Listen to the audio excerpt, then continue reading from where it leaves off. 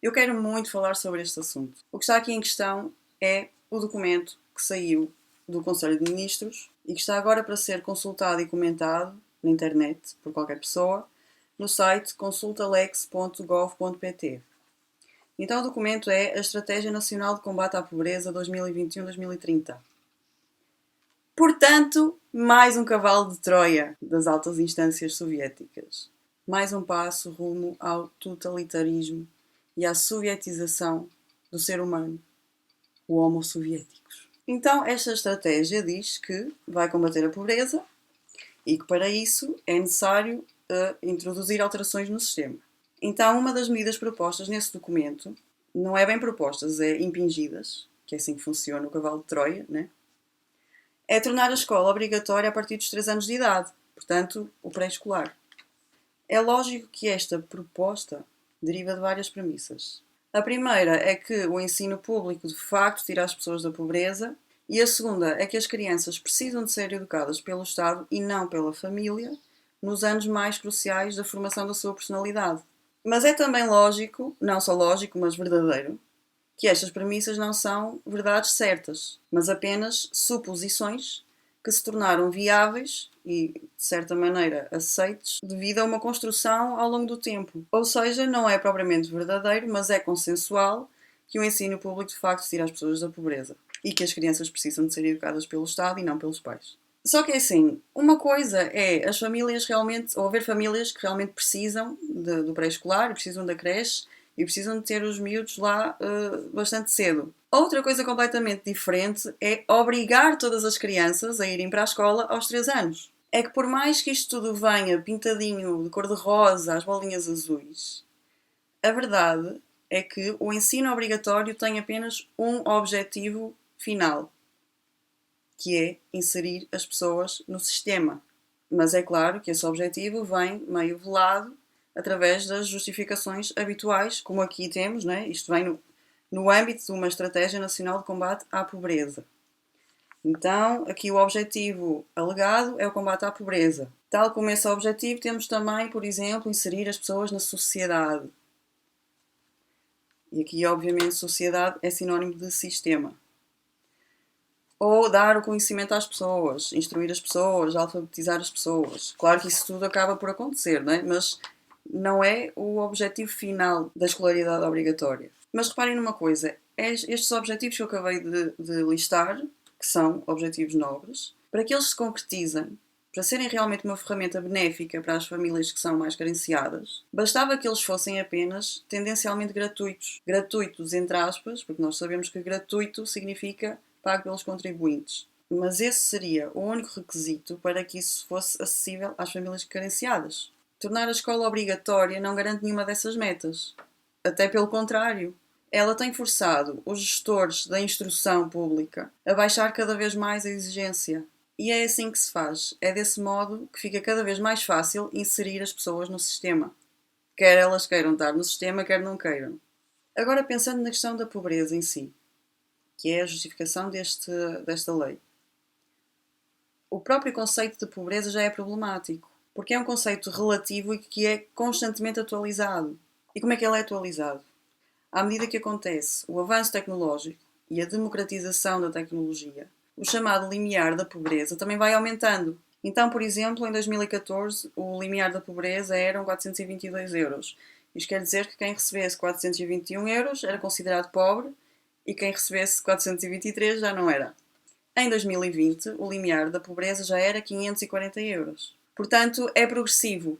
Imaginem, em 2030 será 900 euros. Quem receber 899 euros é pobre.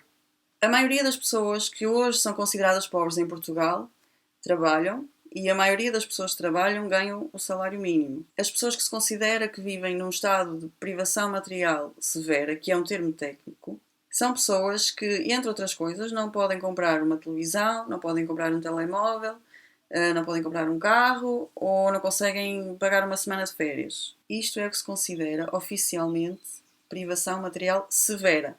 Ou seja, daqui a uns tempos, quem não tiver um Ferrari à porta é considerado pobre, por este andar.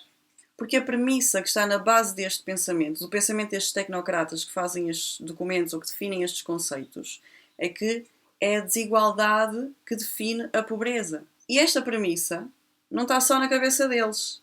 Está na cabeça de qualquer pessoa, praticamente, que tenha nascido nos últimos 2 séculos. Os séculos, por excelência, do socialismo. Só que a desigualdade não é sinónimo de pobreza e nem deve ser a referência de comparação, como é no que toca à definição da percepção da pobreza que eles injetam na comunidade. A desigualdade só se torna um problema sério quando existe uma grande diferença de poder entre duas pessoas e uma dessas pessoas utiliza essa diferença de poder, essa vantagem de poder, para oprimir a outra ou para controlar a outra.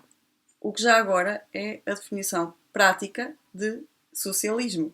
A conclusão disto tudo é que, enquanto eles dizem que estão a combater a pobreza e que a pobreza tem que ser erradicada, estão, ao mesmo tempo, a alargar a percepção do que é um pobre. Então, isto nunca vai parar. Assemelha-se muito mais a um dispositivo de engenharia social do que propriamente uma coisa séria e objetiva. Então, quando chegarmos a 2030, que é a data limite para cumprir os objetivos do desenvolvimento sustentável, nada vai estar resolvido. E aí é mais uma justificação para apertar ainda mais o cerco à população, alegando a tal suposta justiça social. Como para mim é muito claro que estas medidas não têm propriamente em vista o bem comum, ou o bem das crianças, o bem das famílias, ou mesmo erradicar a pobreza, eu tenho que fazer a pergunta: como é que isto se torna aceitável na sociedade? Em primeiro lugar, existe de facto uma necessidade. Existe de facto a necessidade de pôr as crianças na escola cada vez mais cedo e por cada vez mais gente. Mas esta é uma necessidade que tem vindo a ser construída, até onde eu vejo, a partir de 2 fatores. O primeiro fator é o aumento gradual da autoridade que o Estado tem sobre as pessoas. E o segundo fator é o facto de os pais têm cada vez menos tempo para serem pais, para poderem realmente estar presentes com as crianças. E isso, em parte, é também uma consequência da sugação do sistema. A segunda coisa que eu acho que torna este tipo de coisas aceitáveis é um certo desconhecimento a vários níveis. O primeiro nível é o desconhecimento simplesmente da política, da questão, ou seja, muita gente não vê as notícias, não sabe o que é que está a passar, não se interessa por isso e pronto, não tem que se interessar, mas o facto é que existe um desconhecimento a esse nível. E depois é o desconhecimento da própria qualidade da proposta, o cerne da proposta. Mas isto acontece porque a maior parte das pessoas não estudam filosofia, não estudam psicologia, não estudam política, não têm tempo, nem energia, nem vocação, nem interesse, como é normal, porque isto devia ser o trabalho dos jornalistas, por um lado, e dos filósofos e intelectuais, por outro. Mas onde é que nós temos em Portugal? Onde é que estão os intelectuais e os filósofos? Se não sendo lacaios do sistema ou a oposição controlada. E em terceiro lugar, o que torna isto aceitável é uma fé cega, surda e muda que muita gente tem no raio do sistema ou no partido, que é quase a mesma coisa. Eu estive a ver que na maioria dos países da União Europeia a média de anos escolares obrigatórios é de 10, 11 anos. Nós temos 12 agora e queremos passar para 15. Na prática, isto significa que as crianças passarão a passar longe dos pais, longe da família, durante um período de tempo que é igual ao horário de trabalho de qualquer adulto. Olha, são 15 anos da vida da pessoa que ela passa a aprender e a ser influenciada e formada pelos coleguinhas da escola e pelos educadores treinados na escolinha totalitária. E para este tema específico da revolução totalitária na educação, eu sugiro que vocês leiam mesmo, o livro Maquiavel Pedagogo, que é basicamente um trabalho de investigação sobre os documentos oficiais da Unesco, que servem de base para praticamente todos os sistemas de educação da Europa e até da América. Este livro é muito importante porque mostra como é que toda a estruturação recente dos sistemas de educação tornaram a escola basicamente num centro de doutrinação. Claro, direcionada, vocacionada para o tal novo homem que eu acho que é o homem soviético. Mas veremos. Então, claro que para que seja possível uma doutrinação, a criança tem que passar lá muito tempo. Nesse livro vemos, por exemplo, como é que, com a ridícula justificação de combater o preconceito, porque é nas famílias que se cria preconceito, que se aprende o preconceito, segundo esses especialistas pavlovianos, lá das instâncias totalitárias. Então, com essa justificação de combater o preconceito, coloca-se a criança durante 15 anos, 8 horas por dia, lá na instituição, que é para ela aprender outro preconceito, que é um preconceito que é aceitável nessa nova sociedade. Não dá para ver que o resultado óbvio deste tipo de políticas é a massificação do indivíduo? E olhem, para quem vem de uma certa tradição revolucionária, que somos quase todos nós, e está habituado a pensar que coisas como a objetificação da pessoa, ver a pessoa como um número, ver a pessoa como uma peça económica e a própria massificação do indivíduo, quem pensa que isto são coisas, são ideias derivadas de um alegado sistema capitalista, desengane-se. Porque estas deformações do olhar sobre o indivíduo são, na realidade, resultado de um tal socialismo científico, ou melhor, socialismo de Marx, e do seu determinismo económico, que é basicamente a ideia de que o centro nuclear de toda a vida humana é a economia. Isto é marxismo. O marxismo produziu na sociedade aquilo que ele se propôs a erradicar, a alienação. Portanto, é errado atribuir esta deformação da visão sobre o indivíduo a outra coisa que não seja a instauração da ideologia marxista como o único método de interpretar a realidade. E agora, para terminar este assunto da escolaridade obrigatória, porque eu ainda quero falar de um outro, eu não sei se isto vai ter oposição ou não. Eu duvido que tenha, sinceramente, porque eu vi as notícias a sair e ninguém a dizer nada contra aquilo. E mesmo que tenha oposição, eu acho que isto já está praticamente certo. Portanto, duvido que alguma coisa possa parar isto. Agora, vocês podem ter a certeza que, depois disto ser aprovado, daqui a uns tempos, sei lá, 5 anos, não sei, estou a tirar para o ar, a escolaridade obrigatória será, escrevam o que eu digo, será baixada para menos, para a creche, para menos de um ano. O que este tipo de medidas pretende é retirar completamente a autoridade natural dos pais, para substituí-la, claro, pela autoridade do Estado. E se vocês repararem, assim, nos meios de esquerda principalmente, existe muito esta ideia a correr, que eu acho que é a ideia também que suporta este tipo de medidas em Portugal, que os filhos não pertencem aos pais, mas sim ao Estado. E é dessa forma que o que nós chamamos de tradição vai passar a ser o conjunto de ideias, práticas, comportamentos veiculados pelas instituições estatais.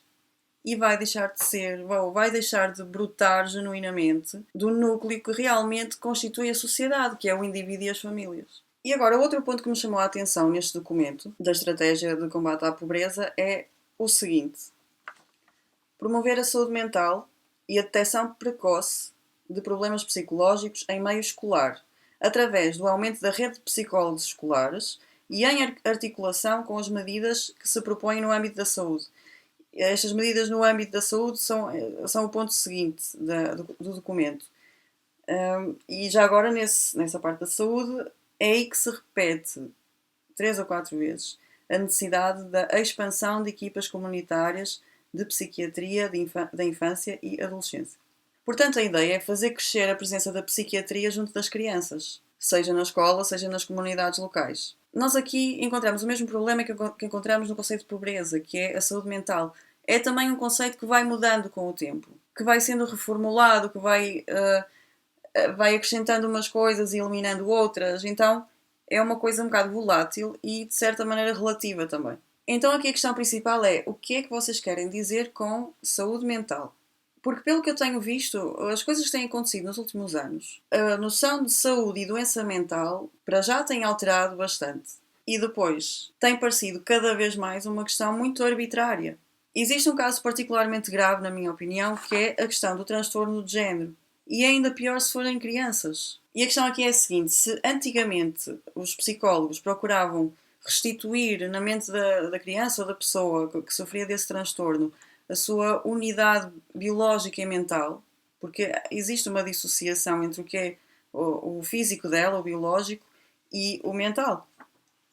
Então, se antes procurava trabalhar com a pessoa para restituir essa unidade, o que é considerado hoje tratamento para o transtorno de género, de identidade de género, é a reconfiguração física, que não é mais que um eufemismo para as operações de cirurgia plástica que estão associadas à ideia falsa de mudança de sexo. Estas operações são basicamente mutilação e destruição de funções corporais que estavam perfeitamente saudáveis e que são perfeitamente normais. E o que é pior nisto tudo é que hoje o Estado é obrigado por lei a comparticipar esses tratamentos. Não me admiraria que daqui a muito pouco tempo, e principalmente depois desta histeria e desta paranoia intencional que passamos nos últimos 2 anos, se viesse a declarar uma epidemia ou uma pandemia de saúde mental nas crianças. Depois também acho um pouco perigoso que se encham as escolas de psicólogos para que eles sirvam de agentes orientadores das escolhas de vida das crianças. Porque os psicólogos que vão para as escolas, eles provavelmente têm informação anterior, que é uma formação institucional. Ela vem, provavelmente, também dessas agências transnacionais, como a União Europeia, como a ONU, como a Unesco, e ela vem toda concertada. Ou seja, todos os psicólogos têm a mesma perspectiva, têm as mesmas informações, têm o mesmo método, e estes provavelmente vão ser os psicólogos que vão ser aceitos nas escolas. Então aí até que ponto é que nós podemos confiar que um psicólogo que vá com esta formatação mental vai trabalhar com as crianças no sentido da realidade, da personalidade de cada criança, da vocação real de cada criança, ou com base nas necessidades do sistema. Porque é um facto, isto está nos próprios documentos oficiais do Estado, que a educação, o sistema de educação serve neste momento, não foi sempre, mas neste momento serve para inserir as pessoas no mercado de trabalho. Então, quem é que me diz que os psicólogos não vão para as escolas com, por exemplo, um sistema de cotas? Olha, precisamos de X para arquitetura, precisamos de X para saúde, e eles orientam as crianças no sentido, né, distribuem ali com base não na natureza das crianças, mas com base no sistema. Isto eu estou a especular, esta última parte aqui foi mesmo especulação, que não me admira que aconteça isso, mas tenham isso em mente. Ou seja, estamos aqui, outra vez, perante uma coisa que parece mais um instrumento de engenharia social do que propriamente uma ferramenta real para responder às necessidades, para responder aos problemas. Eu tenho noção que isto vem muito da nossa... Nós temos uma história muito infantil. Eu não sei, acho que Portugal tem esta coisa, este vício de ser... de criticar quem se mostra livre, quem se mostra autónomo, quem se mostra empreendedor. É lógico que não é toda a gente, não é? Eu digo isto porque eu vejo assim é uma generalização, pronto. Parece que é uma tendência do povo português hoje. E estudando um pouco sobre a história de Portugal, é muito fácil também de ver isso na história. E eu não sou a única pessoa que diz isto, não é? O próprio Presidente da República diz isto, portanto deve ser verdade. E eu acho que é mesmo, mesmo, mesmo necessário que nós comecemos a mudar essa coisa infantil, que comecemos a aspirar a outra coisa, comecemos a aspirar mais à liberdade do que à segurança. Claro que a segurança é necessária, mas o preço dela não pode ser a liberdade. E nós caminhamos, olha, assim, aos saltos para isso. Nós caminhamos aos saltos para ficarmos completamente sem liberdade e ficarmos todos muito seguros. Pronto, é isso que vai acontecer. Como é que vão ser os adultos em 2070? Acho que vale a pena pensar nisto. E então, para acabar, eu vou deixar alguns links na descrição que falam, que têm a ver com tudo o que eu falei. Sugiro, claro, outra vez que leiam o livro Maquiavel Pedagogo. E vou tentar deixar alguns documentos oficiais, os links de alguns documentos oficiais aqui, que é para vocês comprovarem que eu não estou a inventar. E que esta tendência para o totalitarismo é real. Eu não sei se serve de alguma coisa ir comentar lá no Consulta Lex. Não faço ideia se aquilo tem algum impacto ou não. Presumo que não, não é? Também já nos habituamos, de certa maneira, a achar que nada tem impacto, nada que venha do povo tem impacto no governo, não é? Não sei, experimentem ir lá comentar se concordarem comigo, né? E logo se vê o que é que acontece. Provavelmente nada. Mas pronto, era isto que eu tinha para vos dizer. Até à próxima.